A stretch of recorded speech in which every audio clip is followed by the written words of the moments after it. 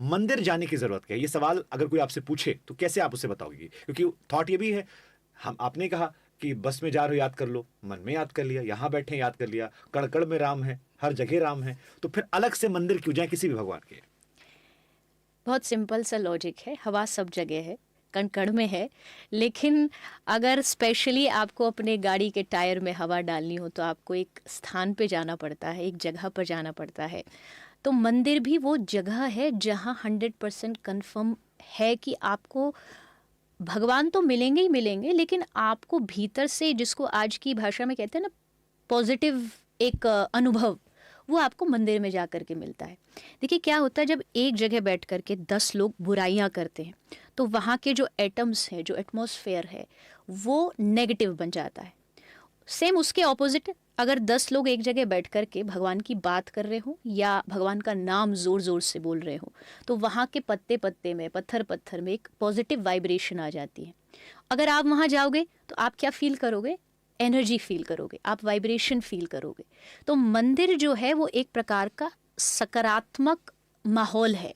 वो आप, जैसे कोई व्यक्ति बहुत परेशान हो, रोता हुआ हो, लेकिन जब वो मंदिर जाता है और सामने खड़े भगवान को देखता है, हाथ जोड़ता है, तो उसको लगता है कोई उसके साथ खड़ा है। क्या आया? पॉजिटिव थॉट्स आए, पॉजिटिव विचार आए। तो मंदिर न जाना, ये तर्क देना कि भगवान तो घर में भी है, भगवान तो कण कण में भी है, मुझे लगता है ये पागलपन है। क्योंकि ये जगह आपको बाहर से भी, साइंस भी कहती है, साइंस प्रूफ कर चुके इस बात को, कि एक जगह पर जो व्यक्ति जो करता है वो वहाँ के वातावरण में घुल जाता है। तो आज के जो यूथ है, जो समझता है कि ये सब पुराने ज़माने का काम है, ये ऐसा नहीं है। वहाँ जाएंगे आप तो अपने विचारों में आप बदलाव, चेंज महसूस करेंगे। तिलक लगाया, बड़ा खूबसूरत लग रहा है। तिलक क्यों लगाते हैं? चंदनस्य महत्पुण्यम पवित्रम पापनाशनम आपदा हरते नित्यम लक्ष्मी तिष्ठति सर्वदा। ये शास्त्रीय प्रमाण है तिलक का, कि चंदन लगाने से हमारी जो अकाल मृत्यु, मतलब कभी भी कुछ एक्सीडेंटली हो जाना, वो नष्ट होता है, हमारे दुखों का नाश होता है और हमारे पास लक्ष्मी या भक्ति का निवास होता है। दूसरी बात, ये तिलक लगाना, ये तिलक होता है, ये ठाकुर जी के चरण होते हैं, यानी जी। हमारे माथे पर 24 घंटे भगवान है। तो हमको किससे डर? हमको किसी से डरने की ज़रूरत नहीं, क्योंकि हमारे माथे पर ठाकुर जी बैठे हैं। तीसरी चीज़, ये हमारी पहचान है कि हम भगवान के हैं। जैसे एक बच्चे की स्कूल की यूनिफॉर्म होती है, जैसे एक आर्मी वाले की अपनी यूनिफॉर्म होती है, ये भक्त की यूनिफॉर्म है कि उसके गले में तुलसी होगी, कंठी होगी, माथे पर चंदन होगा। तो इससे क्या होगा कि आपको बहुत सारी पॉजिटिविटी फील होती है। और हमारे पुराने समय में जब बड़े बड़े योद्धा लड़ने जाते थे युद्ध करने के लिए, तो ये विजय का प्रतीक होता था। तो ये कहीं ना कहीं हमें विजय की ओर लेकर के जाता है और हमें भीतर से पॉजिटिव रहने के लिए हमेशा तैयार और रखता है, मस्तिष्क को थोड़ा शांत भी करके रखता है। शांत रखता है। थोड़ा सा जो आज का टेम्परेचर लोगों का जल्दी बढ़ जाता है, उसमें भी चंदन कुछ हद तक हेल्प जी। करता है। ये साइंटिफिक रीज़न जो चंदन का है वो बताया जाता जी। है। एक सवाल में कमाता है तो पूरे परिवार का ख्याल करता है, माँ क्या करे, पत्नी ले करे। लेकिन जब पत्नी कमाती है तो कई बार वो आत्ममुग्ध हो जाती है कि मैं कमा रही, मुझे किसी का एहसास नहीं। आप मानती है वुमेन एम्पावरमेंट को इस नजरिए से भी लोगों ने देखना शुरू कर दिया है?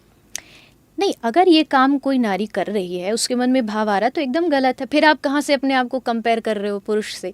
अगर एक पुरुष घर चला रहा है और आप भी चला रहे हो, तो उसमें महानता की दृष्टि से नहीं, आप एक परिवार का हिस्सा हो। अगर आप समाज को, परिवार को कुछ दे पा रहे हो फाइनेंशियली या किसी और तरीके से भी, तो ये तो आपके लिए गर्व की बात है। अगर आप इससे ईगोइस्टिक हो रहे हैं, आपके भीतर इसको लेकर अभिमान आ रहा है, तो एकदम गलत है।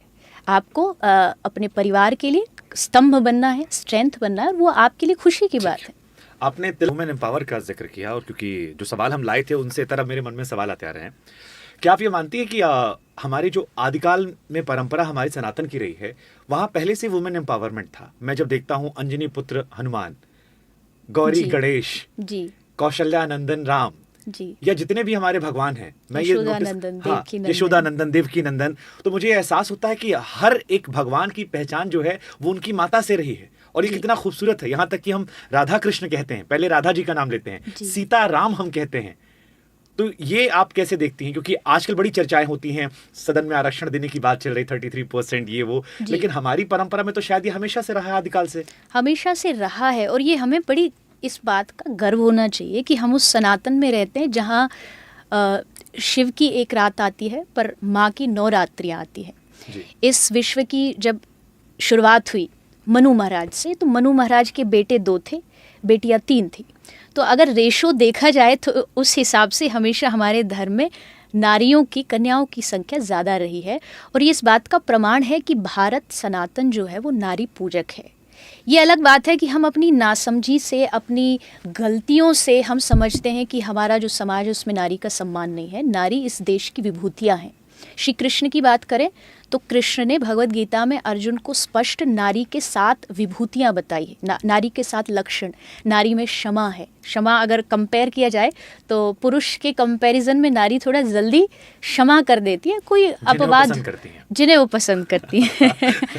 तो ऐसी बहुत सहन शक्ति, जो सहनशीलता होती है वो नारी में अधिक होती है।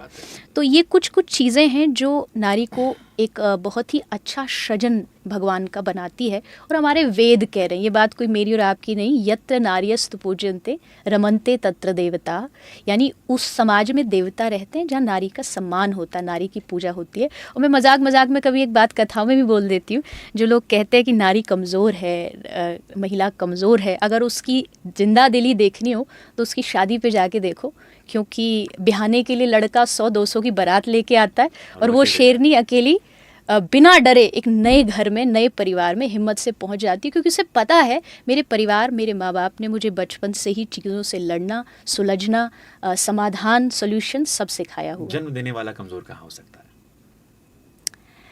जो रचना कर रहा है मनुष्य की, चाहे पुरुष हो चाहे स्त्री जी, तो वो कैसे कमज़ोर हो सकता है? वो कहाँ, वो तो अपने आप में बिल्कुल वो अपने आप में ही पूर्ण है। उसने, देखो भगवान ने ना सृष्टि और नेचर इसको बहुत बैलेंस बनाया है। हम बात ज़रूर कर रहे हैं, आपने नारी का पूछा इसलिए, नारी और पुरुष में कोई कंपैरिजन नहीं है। आज के समय मैंने कई बार देखा, बहुत सारी नारियां, लड़कियां जो होती हैं वो विमेन एम्पावरमेंट के लिए क्या बोलती हैं, हम पुरुषों से कम नहीं हैं। आपसे कहा ही किसने कि आप पुरुषों से कम हो या अपने आप को कंपेयर करो? आपकी एक अलग स्टेज है, आपका एक अलग स्थान है, पुरुष का एक अलग, जो पुरुष कर सकता है वो नारी नहीं, जो नारी कर सकती है वो पुरुष नहीं। तो नेचर ने बहुत अच्छा बैलेंस। वुमेन एम्पावर, क्योंकि उसके बाद में आगे कुछ क्वेश्चंस लाऊंगा। एक लास्ट सवाल वो वुमेन एम्पावरमेंट पे, मैंने कहीं पढ़ा आजकल नारियों को लेकर, एक वुमेन एम्पावरमेंट पे कई बार मजाक में लोग कहते हैं कि जब एक पुरुष